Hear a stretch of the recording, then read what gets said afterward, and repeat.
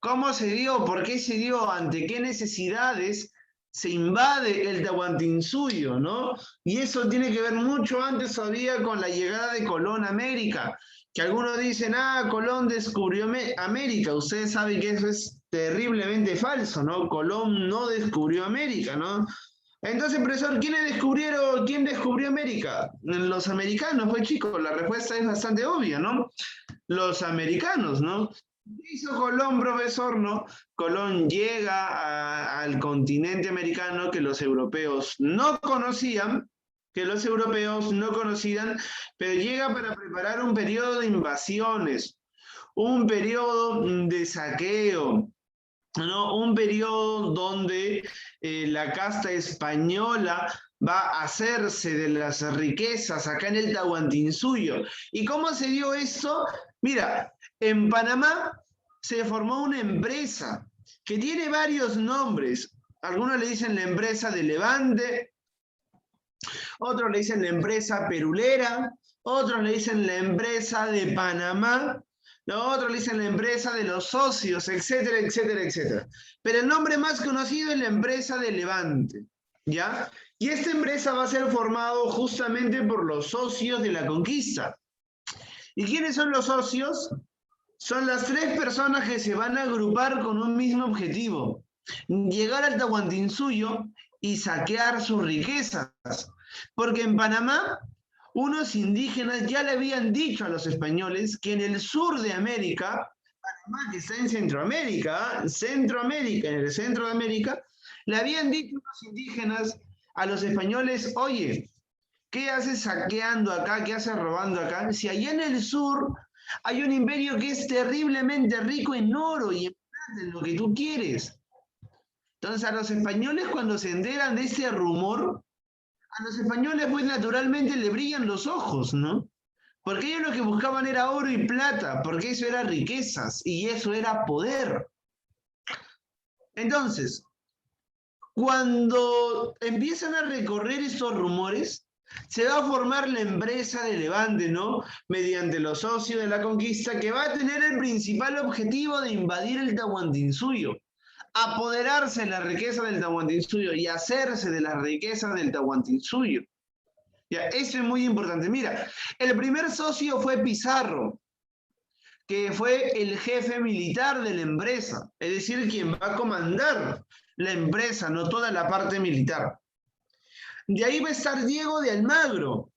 No, Diego de Almagro va a ser el encargado de proveer recursos a los socios, a la tripulación de los socios, armamento, comida, etcétera, etcétera, etcétera. Entonces, Diego de Almagro no va a ser el proveedor universal. Y también va a estar el famoso cura Hernando de Luque. Y Hernando de Luque va a ser un testaferro, es decir, va a ser quien va a poner el billete, no es decir, quien va a poner el dinero.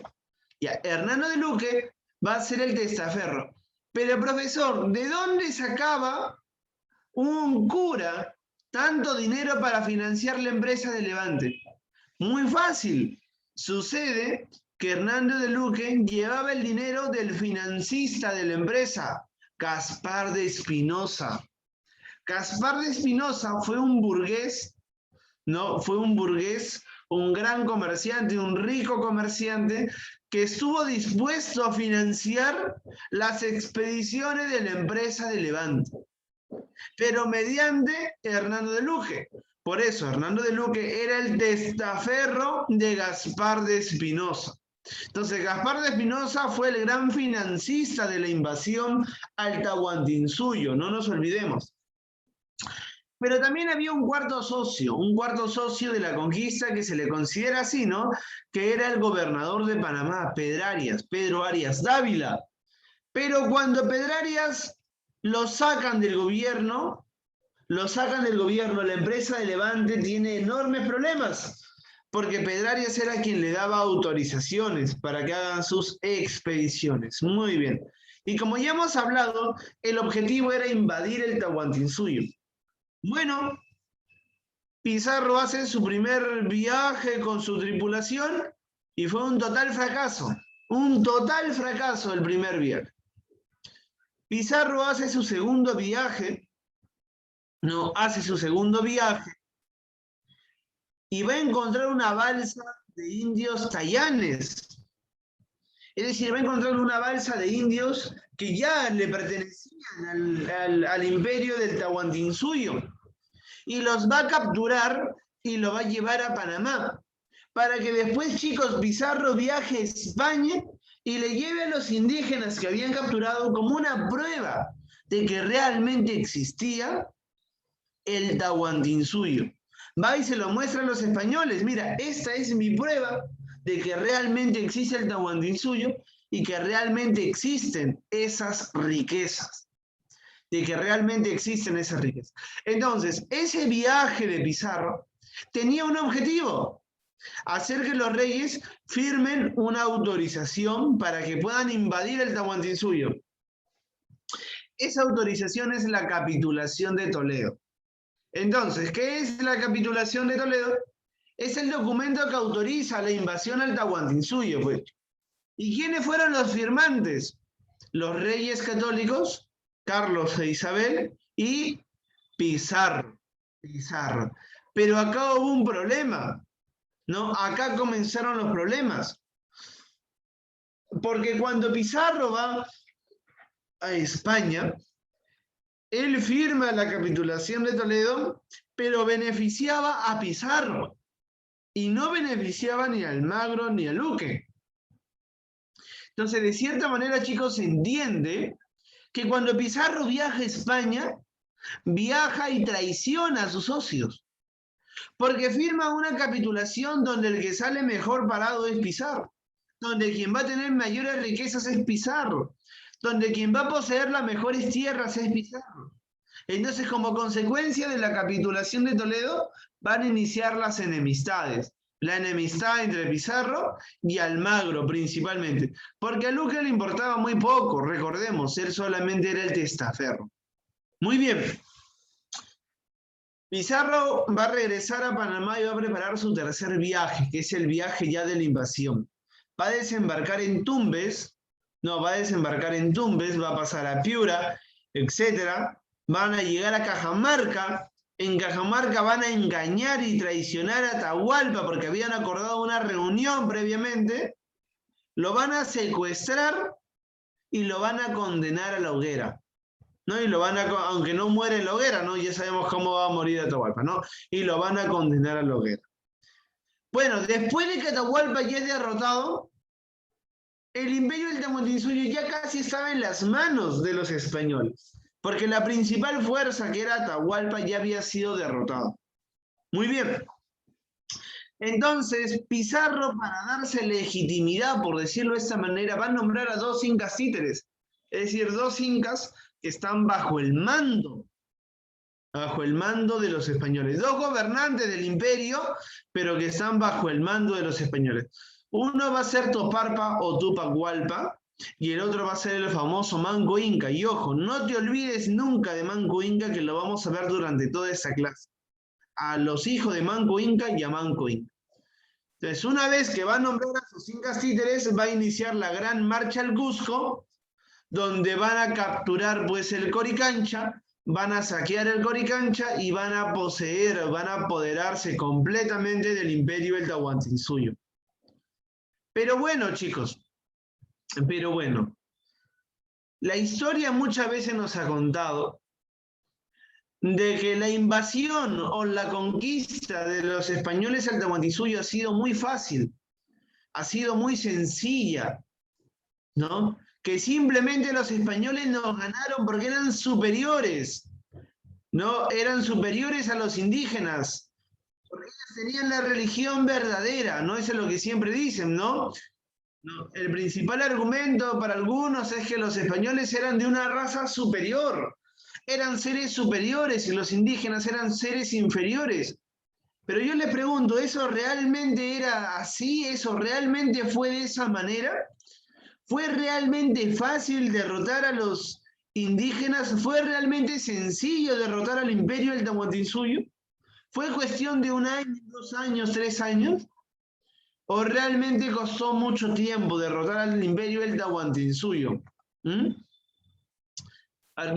ustedes, ¿no? ¿Qué opinan ustedes? ¿Fue realmente fácil o fue difícil? ¿Fue dura la marcha de los españoles también para gobernar acá en el Perú, formar el virreinato? Fue muy difícil y la principal prueba de lo que te estoy diciendo es que los indígenas se resistieron por 40 años y solo después de 40 años podemos decir ahí ya recién que los españoles habían vencido. O sea, cuando los españoles llegaron al Cusco, tú no puedes decir pues que ellos ya habían vencido, sino que estaban ganando recién unas batallas, ¿no? Después recién de 40 años, mira, 40 años, después recién de 40 años, podemos decir ya, ahora sí, que los españoles han ganado completamente y que se han apoderado del Tahuantinsuyo. Recién ahí, antes todavía no, sería muy apresurado. Y entonces, la conquista de los españoles al Tahuantinsuyo no fue nada fácil, ¿ah? Le tomó a los españoles 40 años de guerra constante desde que pisó estas tierras, ¿no? Pizarro. Pero al fin de cuentas sabemos que los españoles ganaron. La pregunta es, ¿por qué ganaron los españoles? ¿Porque realmente eran superiores a los indígenas? ¿Porque los indígenas realmente eran una raza inferior? ¿Porque los incas eran personas no inteligentes? No. ¿Sabes por qué ganaron los indígenas? Es muy fácil. Los españoles, ganaron porque contaban con el apoyo de los propios indígenas. ¿Cómo así, profesor? Claro, por la ayuda de las tribus, Pedro, claro que sí, de los propios indígenas. Ah, profesor, son unos traidores los huancas, son unos traidores los aymaras, no son unos traidores los lupacas, son unos judas. No, sino que el imperio del Tahuantinsuyo, como hemos hablado, no era un imperio de rosas y de 1000 colores, pues chicos, era un imperio esclavista, donde los pueblos que eran derrotados eran pueblos esclavizados. A ver, ¿cómo se llamaba el esclavo en el imperio del Tahuantinsuyo? ¿Quién se acuerda? El esclavo en el imperio del Tahuantinsuyo. A ver, ¿quién se acuerda? ¿Por ahí una pista? ¿Alguien? Bueno, eran los piñas, ¿no? Eran los piñas. Entonces, en el imperio del Tahuantinsuyo era un imperio esclavista, donde habían desigualdades sociales, porque habían clases sociales, donde habían pueblos oprimidos y donde habían pueblos o clases que eran dominantes. Ah, muy bien, los piñacunas, ¿no? Los piñacunas, muy bien, ¿no? Y habían clases dominantes, es decir, en el imperio del Tahuantinsuyo habían clases sociales. Y en estas clases sociales se presentaba una lucha de estas clases también.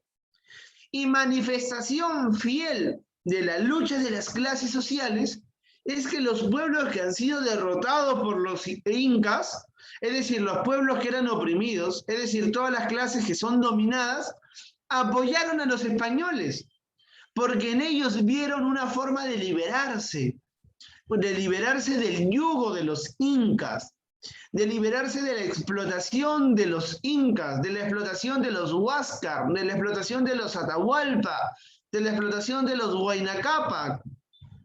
¿Te das cuenta? Entonces, no es que hayan sido unos traidores, unos judas, sino más bien ellos veían en los españoles cuando llegan, veían en los españoles una forma de liberarse de la opresión que ejercían las clases dominantes, es decir, los incas, contra estos pueblos dominados. Importante tenerlo en cuenta, ¿eh? Porque en el imperio del Tahuantinsuyo habían clases sociales.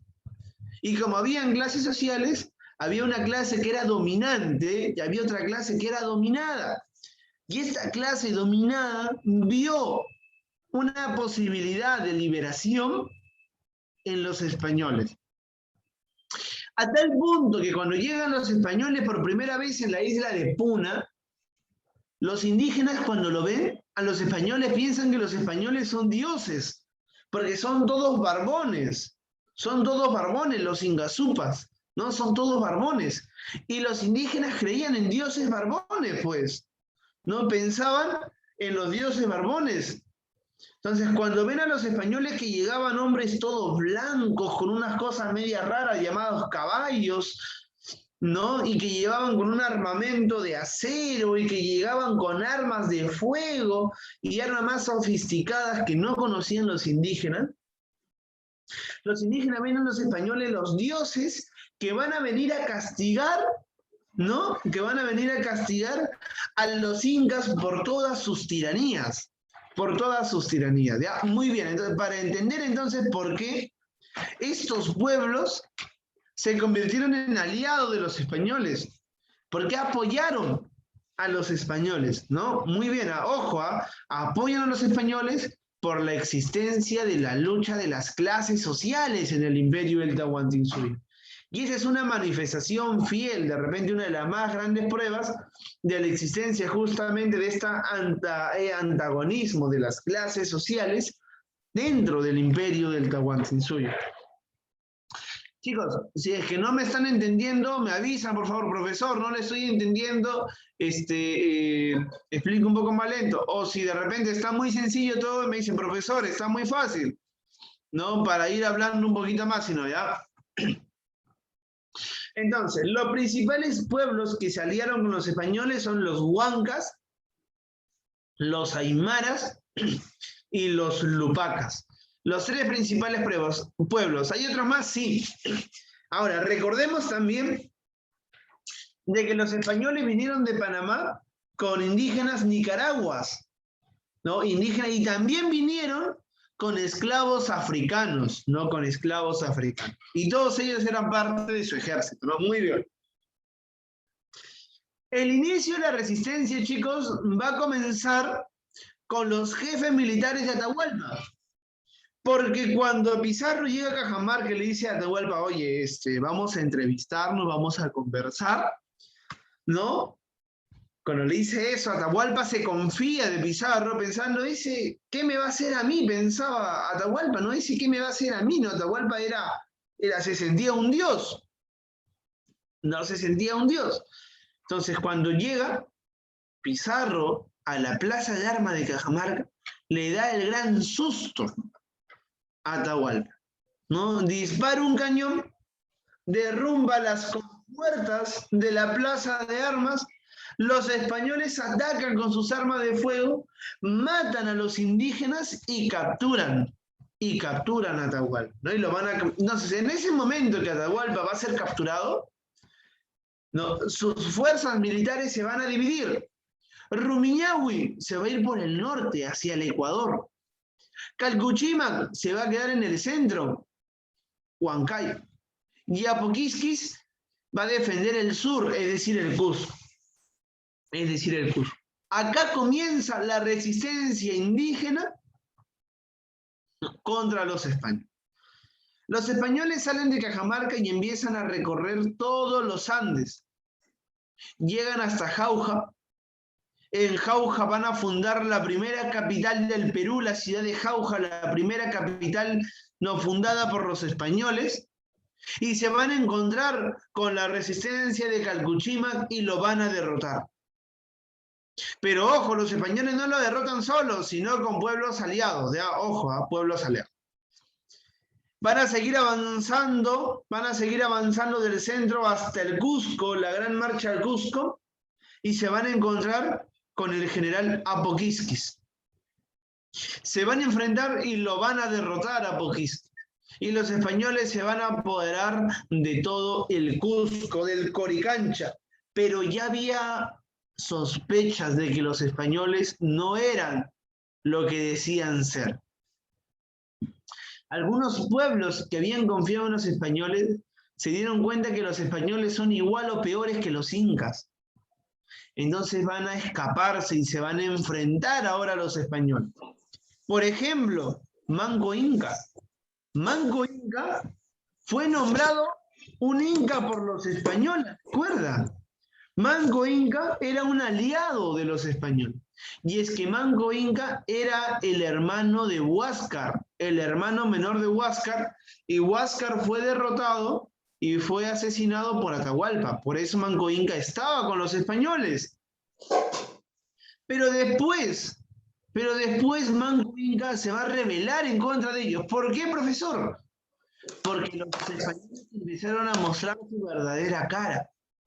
Se dieron cuenta que los españoles no eran dioses que venían a liberar la tiranía de Atahualpa, sino más bien que los españoles también eran peores que Atahualpa. Por ejemplo, en la primera etapa Manco Inca empezó a colaborar con los españoles, pero en una segunda etapa se volvió su enemigo, porque los españoles empezaron a saquear el Cusco y empezaron a violar a la población, a las mujeres principalmente. Y ahí se encontraba su esposa. La esposa de Manco Inca fue violada por los españoles, ¿no? Fue violada por eso. ¿Tú qué crees, que a Manco Inca se va a quedar con los brazos cruzados? No. Manco Inca, de lo que pasó a colaborar con los españoles, pasó a ser su más fiel enemigo de los españoles. A Manco Inca también le conocen como Manco Cápac II o Manco Cápac II. Y a la esposa de Manco Inca, obviamente, ¿no? Como Mama Ocllo II, ¿no? O Mama Ocllo II, ¿no? Cora Ocllo se llamaba. Entonces su esposa de Manco Inca va a ser violada, ¿no?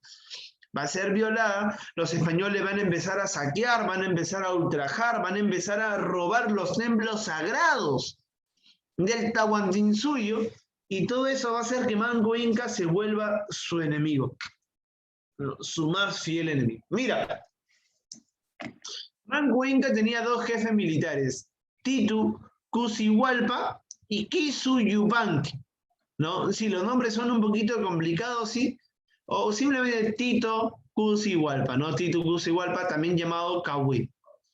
Bueno, Manco Inca va a encomendar en Cusihualpa que tome la fortaleza de Sacsayhuamán en el Cusco, que se apodere de la fortaleza de Sacsayhuamán, ¿no? Pero sin embargo, Cusihualpa va a morir defendiendo esta fortaleza. Los españoles lo van a derrotar.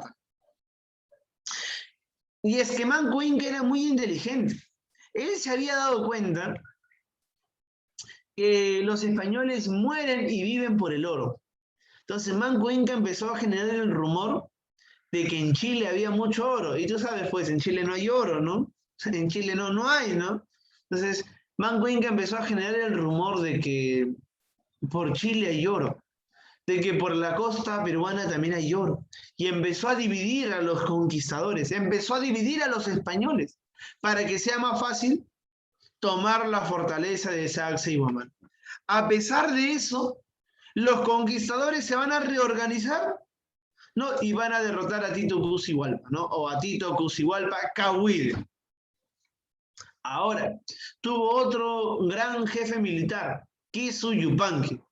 Kisu Yupanqui, ¿no? A ver, un minutito, por favor, un minuto.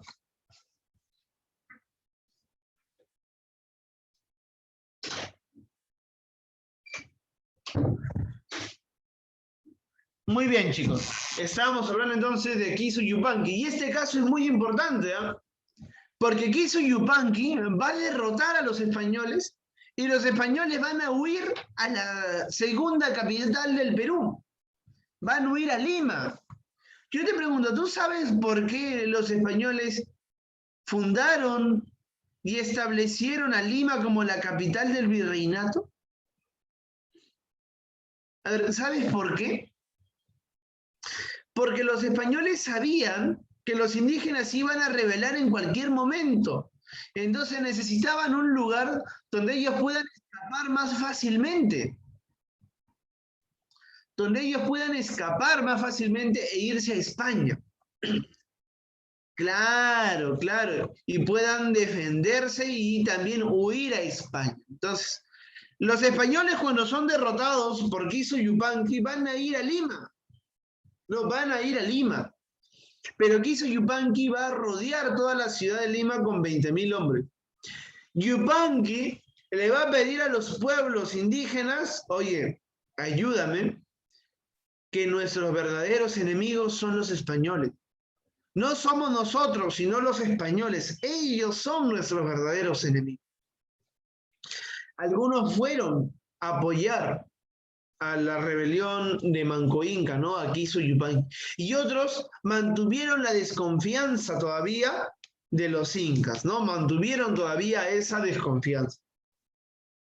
Ojo, ojo, muy importante, muy importante. Ya los pueblos indígenas se están dando cuenta de que los españoles no eran lo que decían y eran peores que los incas, muchos peores que los incas, porque conocían otras artimañas.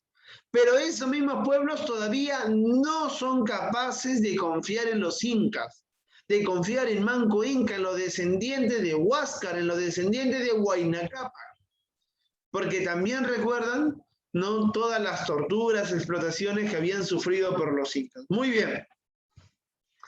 Entonces, Quiso Yupanqui, cuando hace este llamado, los pueblos indígenas no se suman, muchos no se suman y prefieren más bien todavía seguir del lado de los españoles. Se va a atrever a ingresar a Lima con 20.000 hombres, va a llegar a la plaza de armas de Lima con 20.000 hombres, ¿no? Pero va a ser derrotado. Y al ser derrotado, ¿sabes qué pasó? Se va a poner una cruz. ¿Sabes dónde? En el Cerro San Cristóbal. Y una cruz, ¿a quién representaba, chicos? ¿A los españoles o a los indígenas? A ver, una cruz, ¿a quién representaba? ¿A los españoles o a los indígenas? Profe, a los indígenas. Una cruz. ¿La cruz de qué religión es, chicos? A ver. Claro. Católica. Claro, muy bien. Entonces representaba la religión de los católicos, de los españoles. Por eso es que cuando tú vayas al Cerro San Cristóbal, estás yendo a ver, ¿no? Un acto simbólico que representaba la victoria de los españoles sobre los indígenas, ¿no? Quiso Yupanqui no se va a morir en batalla y los españoles le van a clavar una cruz que representaba la victoria de los españoles sobre los indígenas. ¿Ahora sigue esa cruz? Claro que sí. Obviamente, pues está remodelada, es una cruz más moderna que eso que el otro. No, pero en su momento representó la victoria de los españoles sobre los indígenas. Ojo, cuando vayas al Cerro San Cristóbal, cuéntales historia a tus padres, a tus amigos, a tu enamorado, a tu enamorada, etcétera, ¿no? Cuéntales historia, dile, oye, recuerda, mira que acá murió Quiso Yupanqui y los españoles clavaron una cruz para representar la victoria sobre los indígenas. La victoria sobre los indígenas. Pero bueno, Manco Inca perdió a Cusihualpa y perdió a Quiso Yupanqui. Se quedó con las manos cruzadas, ya no sabía qué hacer. Decidió huir, ¿no? A Vilcabamba, a la ceja de selva. ¿No? A la ceja de selva, ¿no? Decidió huir a Vilcabamba, ¿no? Y ahí va a formar un estado independiente, donde van a gobernar ahí los junto a todos los indígenas, ¿ya? Muy bien, ya, ahí van a gobernar los indígenas, muy bien. Entonces Manco Inca se va a escapar. ¿Y por qué a Vilcabamba? Porque no conocían, pues, los españoles Vilcabamba, no conocían esa zona, los españoles no conocían la selva, los incas sí conocían la ceja de selva. Entonces van a ir a Vilcabamba y va a formar Manco Inca y un estado independiente.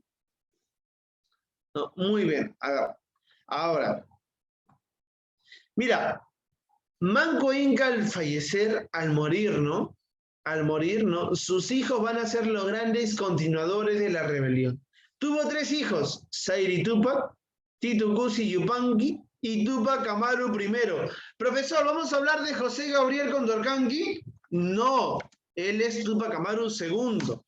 Acá vamos a hablar de Tupac Amaru I. Mira, ojo, ¿eh? A ver.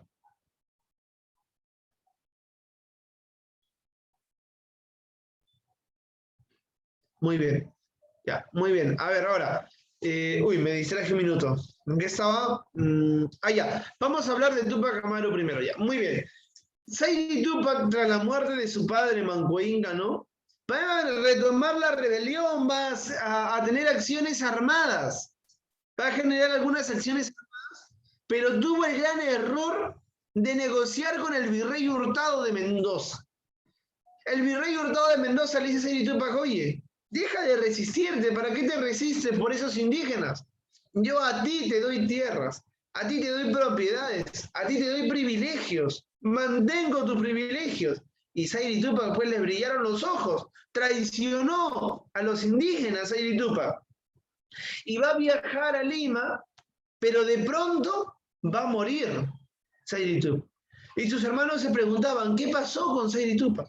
Bueno, después se van a enterar que Sayri Túpac fue envenenado. El siguiente que va a asumir la dirección de la resistencia es Tito Cusi Yupanqui. Pero Tito Cusi Yupanqui no aprendió de su hermano y cometió el mismo error. ¿No? En Acobamba, Huancavelica, va a firmar un tratado de paz, un pacto con los españoles. ¿No? Y ese pacto implicaba que un grupo de frailes viaje con Tito Cusi Yupanqui a Vilcabamba. El principal objetivo de los españoles era que estos frailes conozcan cuál era la ruta a Vilcabamba para que los españoles después derroten esa resistencia. O sea, ese pacto era de palabra nada más. Pero cuando están viajando, los frailes envenenan a Tito Cusi Yupanqui. Y los indígenas van a secuestrar a los frailes y lo van a decapitar. Muerto Tito Cusi Yupanqui, toma el poder Túpac Amaru I. Túpac Amaru I fue un chico muy joven, un muchacho quinceañero, pero desconfiado, un muchacho desconfiado, ¿no? Con rencor, con odio, porque ha muerto su padre, porque ha muerto Sayri Túpac, porque ha muerto su hermano Tito Cusi Yupanqui.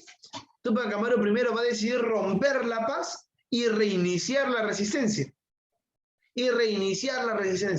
Pero para cuando Túpac Amaru estaba reiniciando la resistencia, los españoles, el imperio español se estaba fortaleciendo y envió a un quinto torrey, al virrey Francisco de Toledo. Francisco de Toledo puede ser un virrey que conocía de tácticas militares, que conocía de tácticas políticas, que fue el gran instaurador del virreinato, etcétera, etcétera, etcétera. Y al virrey Toledo va a terminar derrotando a Túpac Amaru I y lo va a decapitar. En ese tiempo parecía, chicos, vamos a ver que a todo el mundo lo decapitaban, es decir, le quitaban las cabezas, ¿no? Pero Túpac Amaru I va a ser decapitado, ¿no? ¿No? Pero va a surgir un mito, el mito del Incarri. Tras la muerte de Túpac Amaru I, va a resurgir el mito del Incarri, es decir, del Inca Rey, Incarri. ¿Y qué nos hablaba este mito? Este mito nos hablaba de que las partes del Inca derrotado en algún momento se van a juntar, se van a volver a juntar uniendo los cuatro suyos, las cuatro extremidades, y va a regresar para liberar a todos los indígenas de la gran masacre que estaban cometiendo los españoles. Va a surgir el famoso mito del Incarri, y después cuando veamos la rebelión de Túpac Amaru II, vamos a ver cómo se fortalece aún más el mito del Incarri, ¿no? El mito del Incarri, ¿no? Ese providencialismo, ¿no? Indígena. Muy bien, chicos, ¿no? Ya hasta que hemos acabado el primer tema, que es la resistencia indígena. Que hemos visto solo la resistencia militar, ¿eh? Podíamos ver incluso la resistencia cultural, el Taqui Onjoy, ¿no? El mito del Incarri y muchas otras cosas más que podíamos ver, pero que no podemos por el tiempo. ¿Ya, chicos? Hasta acá, chicos, ¿quedó todo claro? ¿Alguna duda? ¿Todo bien? ¿Todo perfecto? Sí, muy bien, excelente, excelente, ¿ya?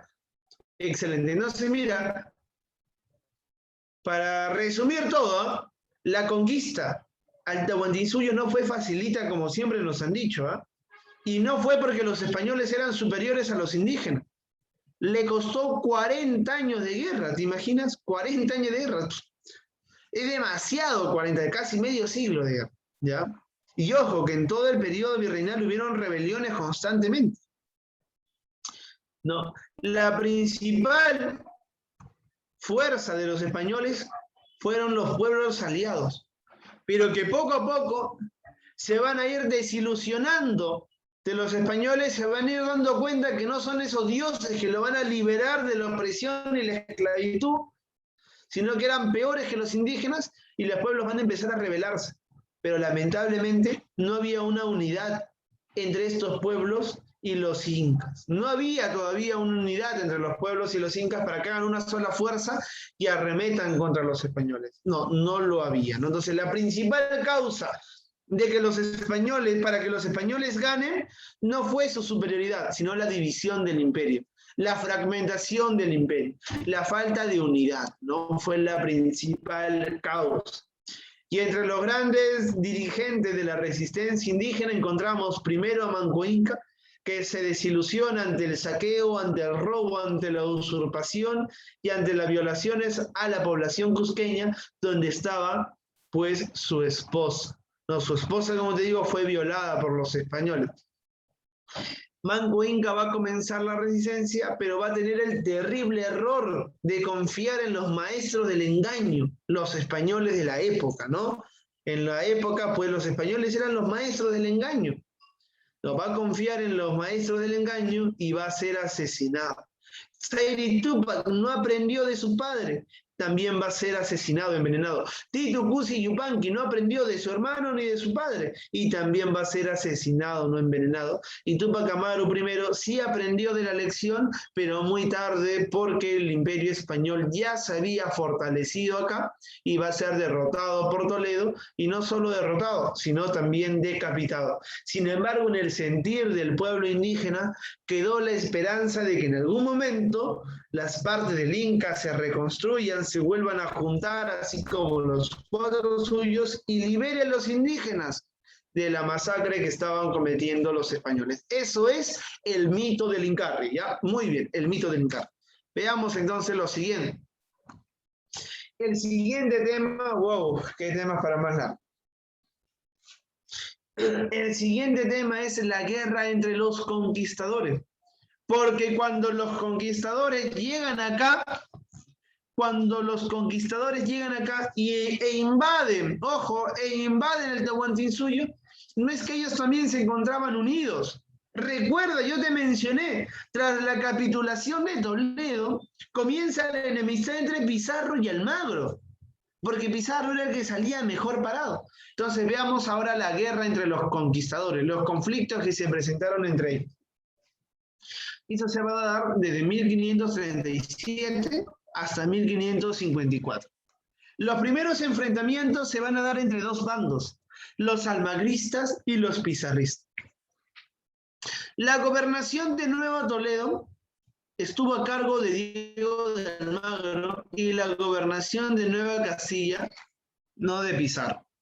El conflicto comenzó por quién iba a poseer el Cusco. Porque en el Cusco, tú sabes, estaban todas las riquezas. ¿No? ¿Quién iba a poseer el Cusco? Muy bien. Almagro decía, no, el Cusco me pertenece a mí, es parte de la gobernación de Nueva Toledo. Y Pizarro le decía, oye, momentito, eso es parte de la gobernación de Nueva Castilla, revise el tratado, ¿no? Entonces van a comenzar, pues, los conflictos, ¿no? En la batalla de Pachachaca, ¿no? Diego de Almagro va a tomar preso a Gonzalo y a Diego Pizarro, ¿no? Gonzalo y Diego Pizarro, ¿no? Que eran los hermanos de Francisco Pizarro, y Francisco Pizarro decide citar a Diego de Almagro. Oye, ¿sabes qué? Bueno, hay que dejar las rivalidades atrás, ¿no? Hay que reunirnos a conversar, pues, amigo, ¿no? Y se reúnen en la famosa conferencia de Mala. En Mala, Pizarro le dice, oye, ¿por qué capturas a mis hermanos, a ellos que te han hecho, etcétera, etcétera, etcétera? Y acuerdan lo siguiente, que Diego de Almagro va a dejar libre a los hermanos de Pizarro con la condición de que Almagro se quede con el Cusco. Con la condición, ojo, de que Almagro se quede con el Cusco. Entonces, Almagro confiado, pero que no debió confiarse, pues, porque estamos hablando de los maestros del engaño. Diego de Almagro confiado libera a Diego Pizarro, y Diego Pizarro comienza un ataque a las tropas almagristas, y se da una batalla, la batalla de Salinas. En la batalla de Salinas, Diego Pizarro desconoce el acuerdo que se firmó en Mala entre su hermano mayor, Francisco Pizarro, y Diego de Almagro, y derrota a los almagristas. Capturan a Diego de Almagro y lo van a ejecutar, también lo van a decapitar a Diego de Almagro, ¿no? El pariente menor de Almagro, de Diego de Almagro, llamado el Mozo o Almagro el Mozo, va a capturar a Pizarro y lo va a decidir también decapitar. Hasta que la corona española dijo, ay, estos son como niños. Vamos a enviar a una persona encargada de solucionar los problemas que hay entre almagristas y pizarristas. Y enviaron a Vaca de Castro. Vaca de Castro se va a enfrentar en la batalla de Chupas a Almagro el Mozo, y lo va a derrotar completamente.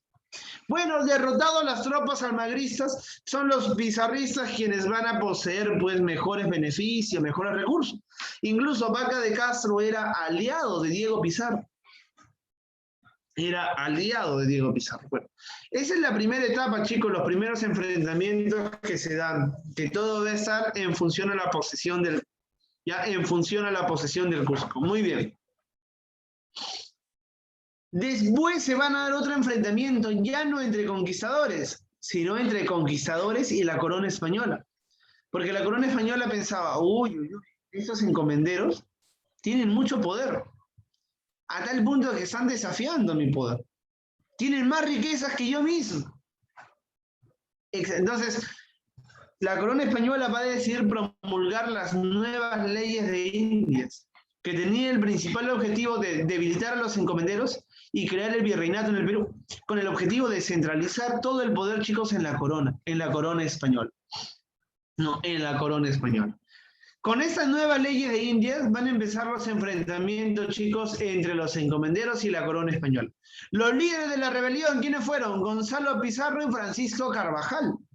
Francisco Carvajal, pues, era conocido como el demonio de los Andes, ¿no? Porque asesinaba a diestra y siniestra a los indígenas. En la batalla de Añaquito, el primer virrey del Perú, Blasco Núñez de Vela, va a ser derrotado y va a ser ejecutado. Y en la batalla de Jaquihuana, la corona española va a enviar al gran pacificador, La Gasca, ¿no? La Gasca va a derrotar a Gonzalo Pizarro, ¿no? Y también lo va a decapitar, ¿no? Lo va a ejecutar, también le va a cortar la cabeza, ¿no? A Gonzalo Pizarro también le cortan la cabeza. Y con eso, pues, los encomenderos van a ser completamente derrotados. Pero ¿cómo van a ser los encomenderos derrotados? Muy fácil, dividiendo a los propios encomenderos. La Gasca le dijo a algunos encomenderos, oye, ¿sabes qué? Mira, traiciona a Gonzalo Pizarro y a cambio de eso yo te doy unos beneficios. Yo te permito tener indígenas, permito que no les pagues a tus indígenas, permito que no tributes. Le daba algunos beneficios para que traicionen a Gonzalo Pizarro. Entonces, Francisco Hernández de Girón, que había traicionado a Gonzalo Pizarro por las promesas de la Gasca, se va a rebelar y va a iniciar la rebelión de los descontentos. ¿Cuál fue la causa, profesor? El incumplimiento de los acuerdos con la Gasca, con el pacificador. La rebelión va a comenzar con la captura, ¿no?, de Gil Ramírez de Ábalos, que era el corregidor del Cusco, ¿no? Ahí van a comenzar pues la rebelión y se va a dar la batalla de Pucará, donde Hernández Girón va a ser derrotado por el ejército de los corregidores del Cusco, ¿no? Va a ser apresado, llevado a Lima y ahí también va a ser decapitado. Uy, mira cuántas personas ya son decapitados, ya. Diego de Almagro, Francisco Pizarro, Almagro el Mozo, ¿no? También va a ser decapitado Blasco Núñez de Vela, va a ser decapitado Gonzalo Pizarro, va a ser decapitado Gil Ramírez de Ábalos y después va a ser decapitado también Hernández Girón, ¿no? Era como que una de las formas más comunes de matar a los enemigos, decapitarlos. Muy bien, chicos. Eso es en torno a la guerra entre conquistadores, la guerra pues entre los propios españoles, que tuvo 3 etapas: almagristas versus pizarristas, rebelión de los y la rebelión de los descontentos. Muy bien, chicos. ¿Hasta acá alguna duda, chicos? ¿O todo bien? ¿Quedó todo claro?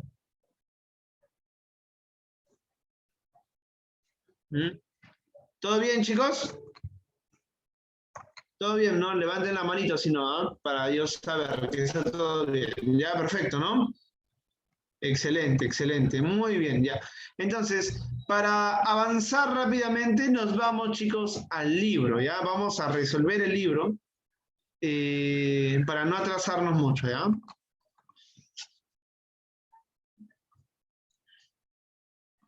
Nos vamos al libro, chicos. Uy, no carga.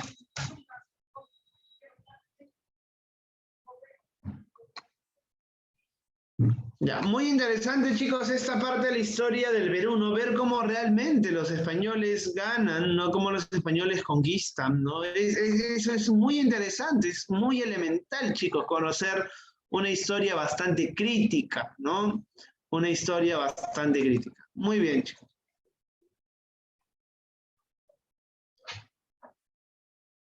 A ver, página 181. Página 181. Ya, felizmente es poco. Página 181. A ver, respuesta, mira, de la página 181. ¿Quiénes iniciaron la resistencia indígena contra los españoles? A ver. ¿Quiénes iniciaron la resistencia indígena contra los españoles? A ver, ¿quién sabe, chicos? Pregunta número 1. ¿Quiénes iniciaron? Sí, el nuevo compendio, el nuevo libro. Yasmín, el nuevo libro. Brigitte, el nuevo libro. ¿Tienen el nuevo libro, no, chicos? Sí, genial, perfecto, Pedro. A ver, lo demás también, ¿no?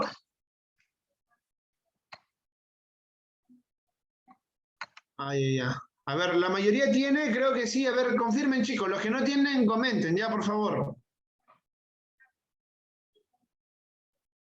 Ya, si no, para... Sí, ya, genial. A ver. Hoy lo recogen, ya, muy bien. Ya, perfecto. Entonces, ya, la mayoría tiene, miren, los que todavía no lo tienen, veamos nada más la pantallita y ya después, pues, se ponen al día, no hay problema, ¿ya? A ver, pregunta número 1, entonces, pues, muchachos, a ver, ¿quiénes iniciaron la resistencia indígena? A ver, ¿quiénes iniciaron la resistencia indígena? A ver, ¿quiénes se acuerdan? Luego de la captura de Atahualpa, los primeros que se resistieron fueron los jefes militares de Atahualpa. Los jefes militares de Atahualpa, ¿ya?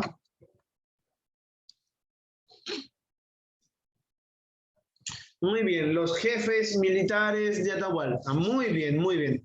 2. ¿Quiénes continuaron la resistencia en Vilcabamba? Ojo, en Vilcabamba, luego de la muerte de Manco Inca. A ver. ¿Quiénes continuaron con la resistencia? A ver, ¿quién sabe?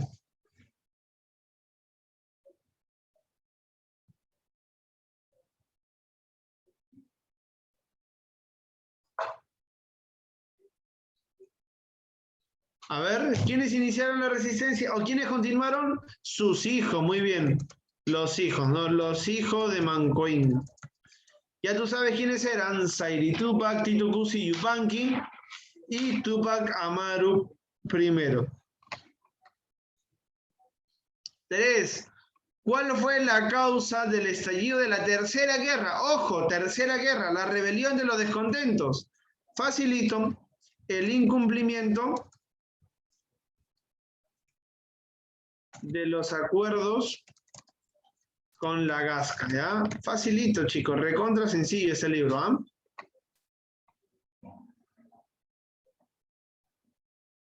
Uy, ¿cuál es el significado de la encomienda colonial? Bueno, esa pregunta no es el tema, pero vamos a responder, ¿ya? La posesión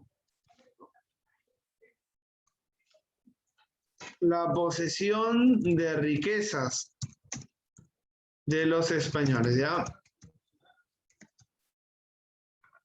Muy bien, chicos, muy bien.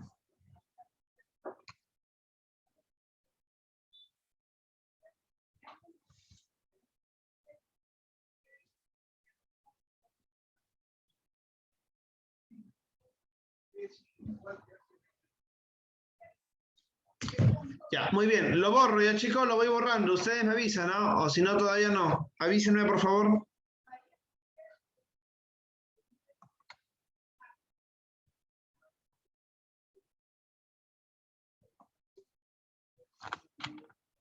Ya, lo borro. Vayamos avanzando, chicos, vayamos avanzando. Práctica dirigida.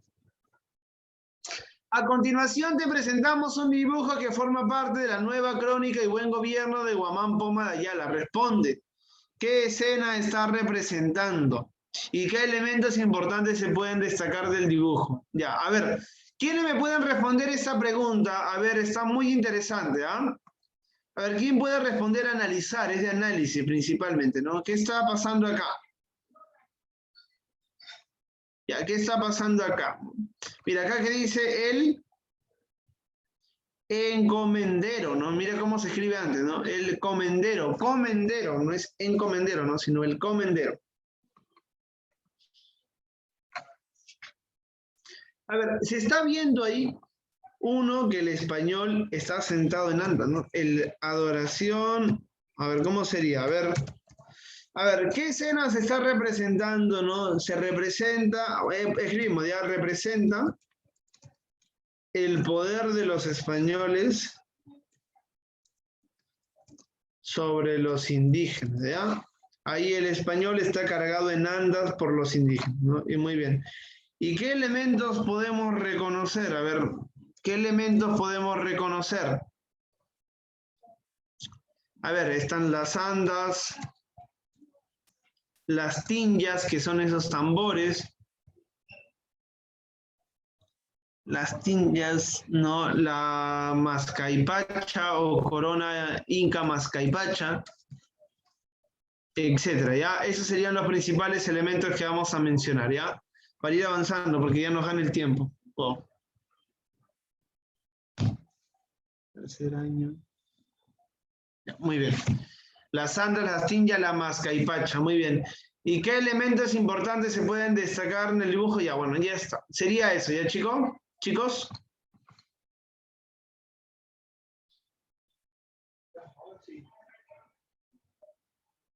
Muy bien. A ver, Pedro, ¿podrías ayudarme leyendo, por favor, ese texto?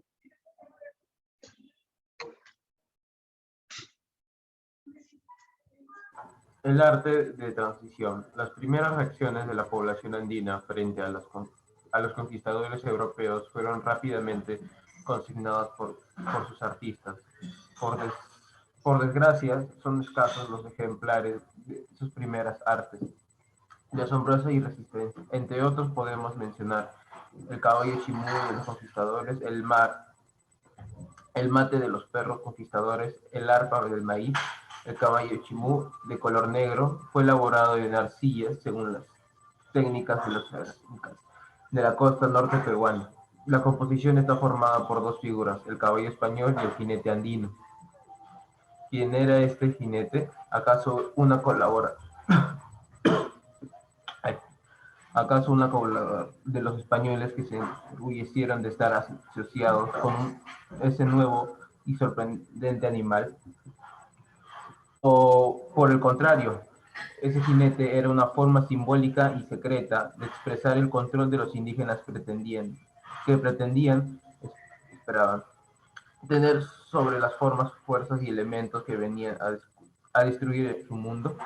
El mate de los perros significaba una batalla entre indios y españoles, batalla en la cual los españoles aparecieron utilizando perros para lanzarlos contra los indígenas.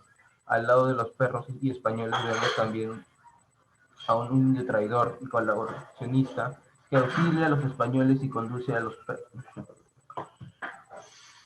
españoles. Vemos también a un indio traidor y colaboracionista que auxilia a los españoles y conduce a los perros amarrados con una cadena. Desde qué punto de vista fue elaborado, lo mandan a hacer el indio traidor y los colaboracionistas para recordar su hazaña, o sirve más bien de memoria y acusación contra los españoles. Otro ejemplo de este primer arte andino colonial es el arpa de maíz, donde la forma de este instrumento musical español está hecha de modo que parezca una mazorca de maíz. Todo el cuerpo del arpa de maíz Presenta escenas con temas europeos, pelea de espadas entre españoles, águila bicefala de los austriacos, pero también presenta temas andinos, serpientes o amaros, mujeres sirviendo chicha, etc. El mate, perro maíz, y la cerámica, caballo chimú, tienen en común la combinación de temas europeos y técnicas o formas artísticas andinas. Esa misma combinación fue practicada en los años siguientes en la conquista, en relación con diferentes expresiones artísticas, entre las cuales, además de la cerámica y el mate, mencionaremos también a los queros, quijos, esculturas de piedra, etc. Muchas gracias. Pedro, mire, este es un texto muy importante ya del profesor Pablo Macera, uno de los grandes profesores de historia del Perú, uno de los más grandes historiadores que han habido, ¿no? Muy bien. Acá nos está hablando un poco del arte, ¿no? De cómo en el arte mismo se presentaba la historia, se trataba de representar la historia. Estos son puntos bastante interesantes de ver, que de repente puntos un poquito más complejos para tratar de comprender, eso sí, pero también cosas muy importantes. Vamos a hacer lo siguiente. Estas dos preguntas que vienen de la página 182 más la práctica domiciliaria lo resuelven en casita, ¿ya? Lo resuelven en casa. No se envían, por favor, no se envían. Al final vamos a enviarlo todo al final del bimestre, pero no se envía. Ya, pregunta número 1 y 2 de la 182 y la práctica domiciliaria lo resuelven en casa. Realmente está muy sencillo, yo ya lo he revisado. No hay nada complicado, ¿ya, chicos? Muy bien, no hay nada, pero nada complicado. Querías también comentarles algo, porque acá había una parte de la lectura muy interesante. Mira, el mate de los perros significaba una batalla entre indios y españoles. Batalla en la cual los españoles aparecen utilizando perros para lanzarlos contra los indígenas. Bueno, esto se le conoce como el aperramiento. Y consistía en dejar al perro con hambre durante días, incluso semanas, y después al capturar un indígena, ¿no? Arrojarlo a los perros hambrientos, ¿no? Y eran escenas bastante terroríficas, por decirlo así, ¿no? Eso se conoce como el aperramiento, ¿no? Y eran unos perros grandes, grandotes, así, tamaño mío de repente, ¿no? No conozco el nombre de los perros, no lo recuerdo ahora la raza de los perros, que fueron usados para la conquista también y para sembrar el terror, ¿no? Entre la masa indígena. Y chicos, y sembrar el terror entre la masa indígena. Muy bien, entonces, hasta ahí nos vamos quedando en ese tema. Nos queda solo 13 minutos para desarrollar historia universal. Veamos hasta dónde llegamos, ¿sí? Veamos hasta dónde llegamos.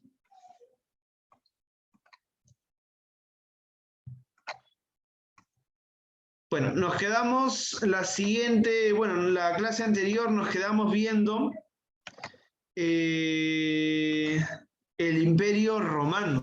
Acá ya vamos a ver, chicos, el fin del Imperio Romano, cómo llega a su fin el Imperio Romano y por qué llega a su fin el Imperio Romano, ¿ya? Muy bien, entonces nos olvidamos un poco de historia del Perú y pasemos a historia universal, que tenemos 3 temas más para ver, ¿ya? Veamos. La Edad Media, chicos. La Edad Media se comprende desde el siglo V, ojo, ese punto es siglo, la V es 5, ustedes ya saben, hasta el siglo XV. Es decir, la Edad Media duró cerca de 10 siglos, ¿no? Cerca de 10 siglos, ¿no? Muy bien. Mira, la Edad Antigua es todo ese periodo donde va a surgir, se va a desarrollar y va a entrar en crisis el esclavismo. Acá va a estar incluido, por ejemplo, Roma, Grecia, Fenicia, Mesopotamia, la India, etcétera, etcétera, etcétera, ¿no? Entonces, ¿cuándo acaba la Edad Antigua, profesor? Muy fácil.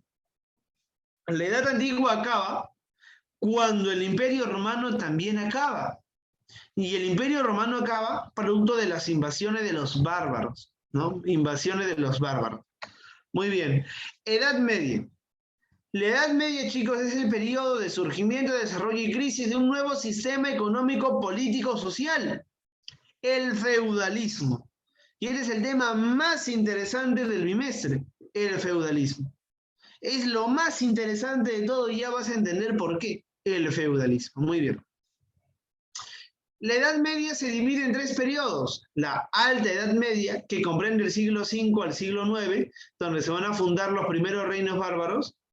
El medioevo, que es la mitad de la Edad Media, la parte media de la Edad Media, valga la redundancia, que va del siglo X al siglo XIII, donde va a haber el auge del feudalismo, y la Baja Edad Media, que va del siglo XIII al siglo XV, donde va a entrar en crisis justamente el feudalismo.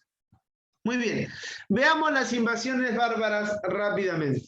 ¿Quiénes fueron los bárbaros? Los pueblos que vivían a las afueras del Imperio Romano fueron llamados bárbaros o incivilizados. Es decir, los bárbaros eran todos esos pueblos que vivían a las afueras, ya a las afueras del Imperio Romano. Tú sabes, el Imperio Romano estaba amurallado, estaba cubierto de una enorme muralla, ¿no? Y a las afueras de esa muralla habían unos pequeños pueblos. Esos eran los pueblos bárbaros, ¿ya? Entonces, cuando a ti te digan, oye, qué bárbaro eres, ¿no? Oye, qué bárbaro, ¿no? Están diciendo que eres un incivilizado, ¿no? Que no tienes civilización, que no tienes modales, ¿no? Eso significa bárbaro, ¿no? Oye, qué bárbaro eres, ¿no? Oye, mira, ese chico es un bárbaro, ¿no? Qué bárbaro ese chico, etcétera. Cuando hablamos de bárbaros, estamos hablando de incivilizados, pueblos que vivían a las afueras del Imperio Romano. Pero en sí, a los que se llamaban bárbaros como incivilizados, eran pueblos guerreros. Grandes pueblos guerreros, ¿no? Eran grandes pueblos guerreros, ¿no? Pueblos guerreros acostumbrados a las guerras, acostumbrados no a las invasiones, al saqueo, etcétera, etcétera, etcétera. Muy bien. Estos bárbaros van a invadir el Imperio Romano. ¿Y por qué lo van a invadir, profesor? Porque querían nuevas tierras y mejores condiciones de vida. Los bárbaros eran pueblos agricultores. Entonces ellos necesitan nuevas tierras porque sus tierras ya están desgastadas. Ante la necesidad de nuevas tierras van a invadir el Imperio Romano y con eso van a generar también mejores condiciones de vida. Muy bien. Muy bien. Pero el Imperio Romano ya había sido debilitado. El Imperio Romano estaba debilitado, ¿no? Y también los hunos, que era otro pueblo bárbaro, tenían una ambición expansionista. Mira, veamos por acá. El Imperio Romano fue dividido por Teodosio en dos partes, el Imperio Romano de Occidente y el Imperio Romano de Oriente. El Imperio Romano de Oriente más adelante se va a convertir en el Imperio Bizantino. Y el Imperio Romano de Occidente va a ser el imperio destruido. No, va a ser el imperio destruido. Acá lo vamos a ver de a poco. Mira. Causa de las invasiones bárbaras, se debilita el imperio, es decir, se divide en dos partes. ¿No? Se divide en dos partes. Muy bien. Los bárbaros, como los visigodos, los francos, ¿no? Los anglosajones, los hunos, los vándalos, los ostrogodos, van a penetrar el Imperio Romano y lo van a destruir desde adentro. ¿Pero qué imperio? La parte occidental. Es decir, va a llegar a su fin el Imperio Romano de Occidente, que estaba dirigido por Honorio, uno de los hijos de Teodosio. Ya, muy fácil. Y también se van a formar nuevos reinos. Es decir, en todo este territorio de acá del Imperio Romano de Occidente, las tierras van a ser repartidas. Y cada pueblo bárbaro va a formar un nuevo reino, que más adelante lo vamos a ver. Y va a surgir también un nuevo sistema económico, político, social, el feudalismo, ¿no? El feudalismo. Muy bien. Sigamos avanzando. Los nuevos reinos bárbaros que se formaron, van a ser el reino visigodo, el reino ostrogodo, el reino anglosajón, el reino lombardo y el reino franco. Acá no te olvides del reino franco. Esto es lo elemental. Esto es lo elemental, el reino franco. Esto es lo más principal, el reino franco. Muy bien, ya, eso es lo más principal. Mira, Europa a inicios del siglo VI, después de la invasión de los bárbaros, mira, todo esto era el Imperio Romano de Occidente, mira. Todo eso era el Imperio Romano de Occidente. No, perdón, todo esto.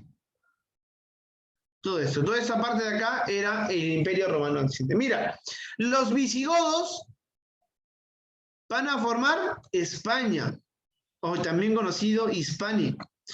Los ostrogodos van a fundar Italia. Van a formar Italia, ¿no?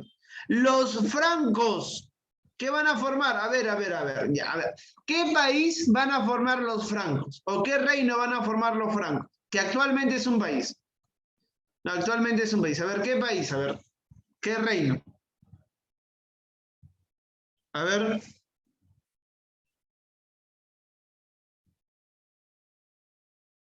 A ver.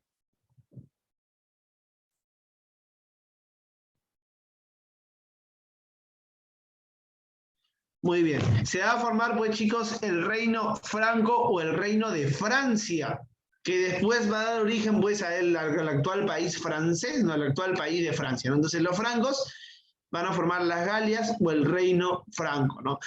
En la isla de por acá, los anglosajones van a formar Britania o Gran Bretaña. Por eso que a los británicos o a los ingleses se le dicen los anglosajones o los sajones. Por eso que a los españoles se le dicen los visigodos.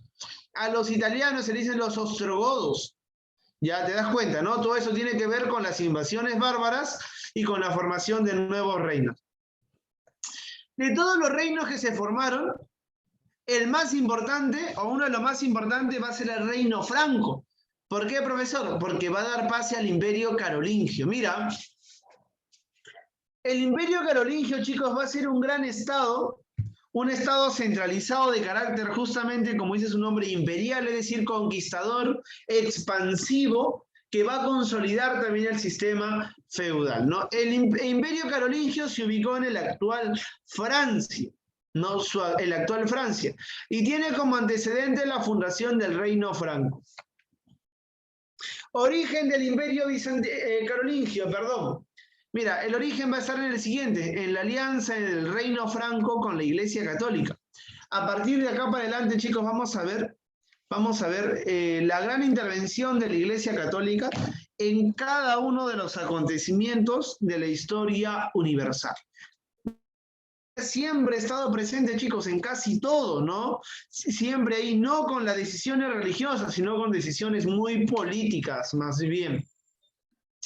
El reino franco, chicos, se va a aliar con la Iglesia Católica. ¿Y cuál es el objetivo de esta alianza? Defender los territorios de la Iglesia a cambio de la justificación divina de la expansión del imperio carolingio o del reino franco, a cambio de la expansión, ¿no? Una justificación divina para las guerras, ¿no? Para las matanzas, para los asesinatos, para los saqueos, para las usurpaciones, para el robo.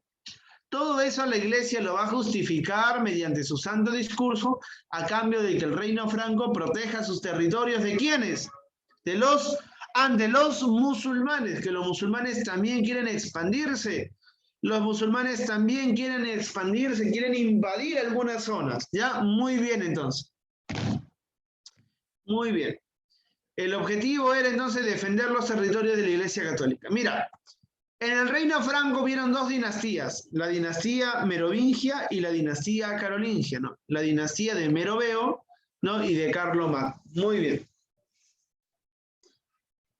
Lo vamos a dejar hasta acá, chicos, porque ya me ganó la hora, ya me queda solamente un minuto. Lo dejamos acá y la siguiente clase ya lo completamos, ¿ya? Porque es bastante para ver, la verdad, mira.